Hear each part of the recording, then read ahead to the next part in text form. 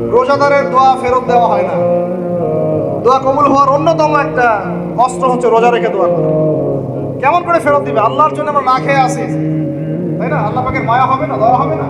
আমার বান্দা না খেয়ে আছে, আমার বান্দা পানি ত্যাগ করছে, আমার বান্দা স্ত্রী সহবাস ত্যাগ করছে, হালালগুলো ছেড়ে দিয়েছে আমার জন্য। তা আমি আমি কেন তার দোয়া? অবশ্যই আল্লাহ পাক উপযুক্ত মনে করলে দোয়া কবুল করবেনই করবেন ইনশাআল্লাহ। দোয়া করার পদ্ধতি জানতে হবে। হারাম খাওয়া যাবে না, শিরক করা যাবে না, বেদাত করব না। ইনশাআল্লাহ দোয়া করার আগে আল্লাহর প্রশংসা করব, নবী সাল্লাল্লাহু আলাইহি ওয়াসাল্লামের প্রতি দরুদ পড়ব। ঠিক আছে? দোয়া কবুলের সময়গুলো বেছে বেছে দোয়া করব, ইনশাআল্লাহ দোয়া কবুল। কোরআন খুলবেন, দেখবেন প্রথমে রোজার প্রসঙ্গ যেখানে আসছে কুতিবা আলাইকুমুস সিয়াম, সেখানে আগে আসছে সিয়ামের কথা, তারপরে আসছে শাহরুর রমাদান আল্লাযী উনজিলা ফীহিল কুরআন, কোরআনের কথা, তারপরে আবার আসছে ওয়াইদা সাআলাকা ইবাদি আন্নী ফাইন্নী করিব, দোয়া করার কথা। সুবহানাল্লাহ, কিসের কথা? প্রথমে আসছে রোজা রাখার কথা, তারপরে কোরআনের কথা, তারপরে আল্লাহর কাছে কি করার কথা?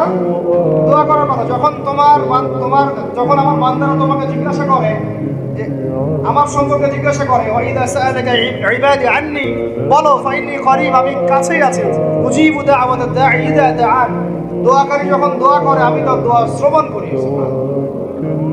ফালিয়াস্তাজিবুলি ওয়ালিউমিনু বি, আমি তার দোয়া শুনি, অতএব সেও যেন আমার কথা শুনে এবং আমার প্রতি ঈমান নিয়ে আসে। তাহলে রোজা রেখে বেশি বেশি কি করব বুঝে ফেলছেন? কি বলেন? দোয়া করবেন। আল্লাহ পাক আমাদেরকে রোজা রাখা অবস্থায় বেশি বেশি দোয়া করার তৌফিক দান করুন। কটা 11? 12 নম্বর হচ্ছে রমজান মাসে তারাবির নামাজ জামাতে পড়ব। কি বললাম বলেন? রমজান মাসে সালাতুত তারাবি জামাতে পড়ব। এখন আমি আরো 3টা কথা বাড়াই দিচ্ছি। কেউ হজম করতে পারলে করেন, যদি না করতে পারেন বদহজম হয়ে যায়, কিছু করার নাই। বদহজম যদি হয়ে যায়, পরে আমাদের সাথে মাদ্রাসায় এসে বসেন, কিতাবপত্র খুলে দেখাবো, কথা হবে ইনশাআল্লাহ। ঠিক আছে? অনলাইন গরম করার দরকার নাই। রমজান মাসে আমরা তারাবির নামাজ পড়বো ইনশাআল্লাহ জামাতে। কোথায়? জামাতে ইনশাআল্লাহ। 2 নম্বর তারাবির নামাজ পড়বো 20 রাকাত। কত রাকাত? 20 রাকাত। আর যদি বলেন যে আমি ভাই কম করি, পড়েন আপনি বাসায়, কোনো সমস্যা নাই। আপনি আপনার মতো করে বাসায় পড়েন, কোনো সমস্যা নেই। যদি উমর রাদিয়াল্লাহু আনহু এর উপর আমল করে থাকেন, আমার আমল করতে কোনো সমস্যা নাই। যদি উসমান রাদিয়াল্লাহু আনহু 2 আযান চালু করে থাকেন, তাহলে আমার আমল করতে কোনো সমস্যা নাই। ওই যে হাদিসটা বলেছিলাম প্রথমে, কে নাজাত প্রাপ্ত ফেরকা, মা আনা আলাইহি ওয়া আসহাবি, আমি আর আমার সাহাবীরা যার উপরে আছি। আর হাদিস কি? আলাইকুম বিসুন্নতি ওয়া সুন্নতি খুলাফায়ে রাশিদিন মাহদিয়িন মিন বা'দি, তোমাদের উপর অবধারিত হচ্ছে, ওয়াজিব হচ্ছে আমার সুন্নতকে আঁকড়ে ধরা এবং আমার সাহাবীদের সুন্নতকে কি আঁকড়ে ধরা। কার কার সুন্নত? আমার সুন্নতকে আঁকড়ে ধরো এবং আমার সাহাবীদের সুন্নতকে আঁকড়ে ধরো, খুলাফায়ে রাশিদার সুন্নতকে আঁকড়ে ধরো, যারা মাহদিয়িন হেদায়েত প্রাপ্ত মিন বা'দি, আমার পরে। সাহাবায়ে কেরাম যদি কিছু চালু করেন, আমল করতে কোনো দোষ নাই, বরং এটাই হচ্ছে সুন্নতের আরো শ্রেষ্ঠ অনুসরণ। কারণ আমি তো ওমরের চেয়ে বড় পরহেজগার হইতে পারবো না, পারবেন? তাহলে আমি তো উসমানের চেয়ে দিন বেশি বুঝি না। তিনি যদি 2 আযান চালু করতে পারেন, তাহলে আমি তাকে বেদাতি বলতে পারি না, নাউযুবিল্লাহ। যদি আমি তাকে এভাবে শব্দ প্রয়োগ করা হয়েছে বাংলাদেশে, উসমান রাদিয়াল্লাহু আনহু যদি 2 আযান চালু করে থাকে, ওটা বেদাত হয়ে গেছে, নাউযুবিল্লাহ। বলেন নাউযুবিল্লাহ। সাহাবীরা কিছু চালু করলে যদি বেদাত হয়, তাহলে সুন্নত হবে কি? তাহলে সুন্নত কোনটা হবে? তাহলে এই ব্যক্তি এরকম কথা যদি কেউ বলে থাকে, তার উচিত হবে এখনই রুজু করে ফিরে আসা, অহংকার না করা, হঠকারিতা না করা, এখনই ইস্তেগফার করে তওবা করে ফিরে আসা, আল্লাহ মাফ করে দিবেন ইনশাআল্লাহ। আর এর উপর হঠকারিতা থাকে না, ওসমান রাদিয়াল্লাহু আনহু যদি 2 আযান চালু করে থাকে, তিনি ভুল করেছেন, তিনি বিদআত করেছেন, নাউযুবিল্লাহ। বিশ্বাস করেন, সাহাবীদেরকে এভাবে কটাক্ষ করলে, আন্ডারএস্টিমেট করলে, এভাবে কথাবার্তা বলে, শানের খেলাফ কথা বললে ঈমানও চলে যেতে পারে। আমরা নবীকে মানবো সাহাবীদের মানদণ্ডে, সাহাবীদের বুঝের উপরে আমাদের বুঝ না। নবীকে মানবো, অবশ্যই মানবো। কার মাধ্যমে? কাদের মধ্য দিয়ে? সাহাবাদের তরিকার মধ্য দিয়ে। সাহাবাদের তরিকা আমি কি ধাপাস করে পাবো? তাবেঈ লাগবে, তাবেঈ লাগবে, এই সিলসিলা মেইনটেইন করে আমাকে মানতে হবে। কোরআন এবং হাদিস তো সবার ভাষায় আছে। আপনাকে যদি আমি এখন বলি যে ক্রিপ্টোকারেন্সি হালাল না হারাম, আপনি কি বের করে দিতে পারবেন এখন আমাকে? পারলেও আপনার আরো 15-20 বছর পড়াশোনা করতে হবে। তারপরে যারা এগুলো নিয়ে গবেষণা করে তাদের কাছে আসতে হবে, জিজ্ঞাসা করতে হবে, বলতে হবে, তারা ফতোয়া দিলে মানতে হবে। ফাসআলু আহলা যিকরি ইন কুনতুম লা তা'লামুন, তোমরা আহলে জিকিরদেরকে জিজ্ঞাসা করো, আহলুল ইলমদেরকে জিজ্ঞাসা করো যে বিষয় তোমরা জানো না।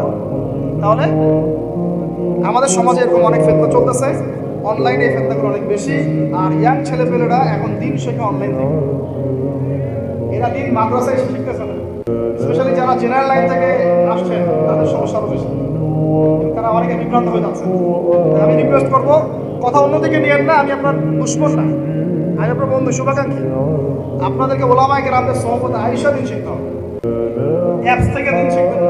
অ্যাপস থেকে একবারে হাদিসের রেফারেন্স পাইছি বাস কাপ সারা, জি না? ওই হাদিস তাহাকিক করার ব্যাপার আছে, উসুলের ব্যাপার আছে, আসমাউল রিজালের ব্যাপার আছে, তাহলিলের ব্যাপার আছে, অনেক বিষয় আছে। একটা মাসালা ইস্তেমবার করতে হলে অনেকগুলো বিষয় একসাথে লাগে।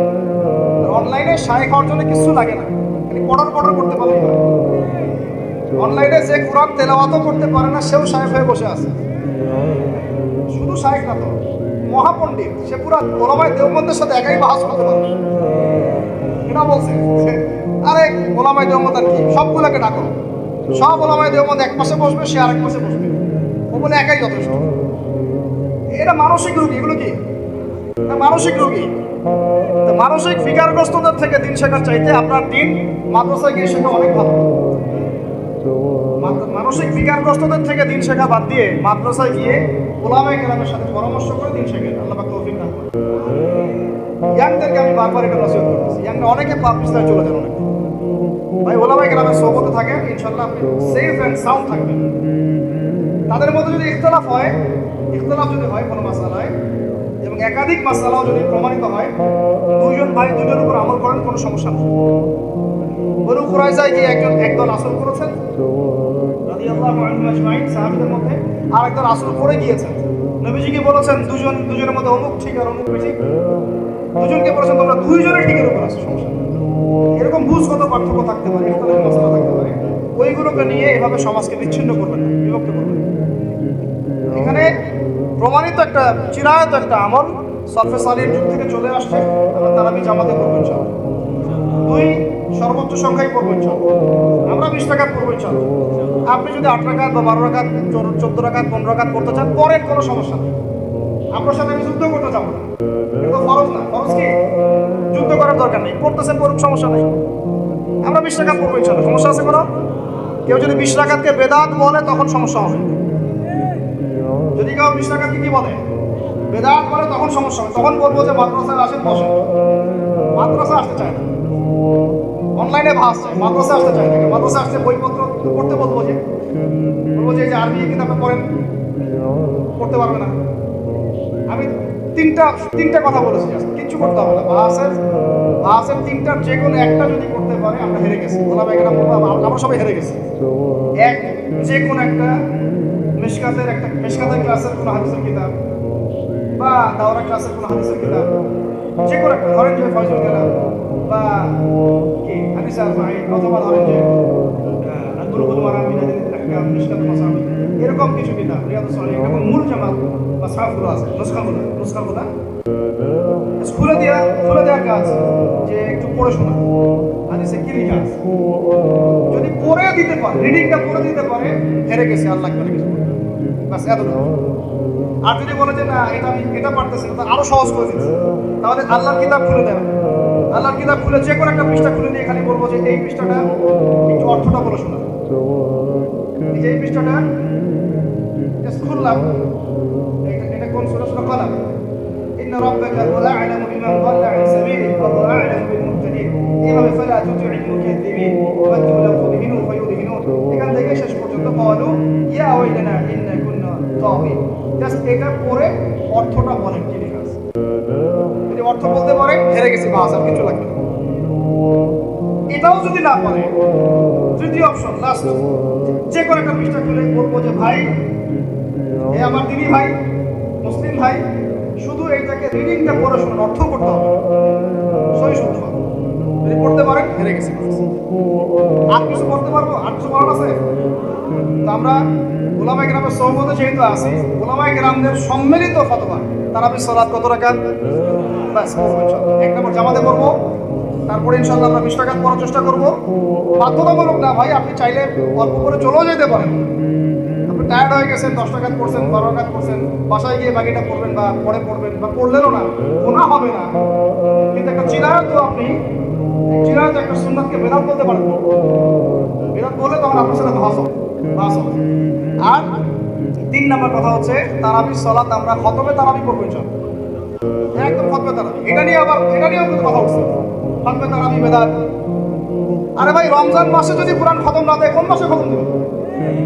এখনো তো মক্কা মদিনায় আপনি দেখবেন কি হচ্ছে, খতমে তারাবি এখনো ওখানে হচ্ছে। ওখান থেকে জোরে আমি নিয়ে আসতে পারেন, 20 টাকা তারাবি আনতে পারেন না। ওখান থেকে আপনি রফুল ইয়াদাই নিয়ে আসতেছেন, ঠিক আছে, ওকে ফাইন, আমরা কোনো ঝগড়া করতেছি না, এটা আছে, দলিল আছে, দলিল আছে, এমন করুক, সমস্যা নাই। কিন্তু আপনি সেখান থেকে খতমে কোরআন নিয়ে আসতে পারতেছেন না। আমরা কিছু নিব না, এমন কেন হচ্ছে? কে বলছে যে তারা কোনো মাযহাব ফলো করে না? তারা হাম্বলি ফিকহ ফলো করে, তারা হাম্বলি ফিকহ ফলো করে চলে। তারা নির্দিষ্ট এবং 4 মাযহাবের 4টা ফিকহের ব্যাপারে তারা উদার। বড় বড় বিশ্ববিদ্যালয়গুলোতে 4টা মাযহাবের গভীর পড়াশোনা করানো হয়।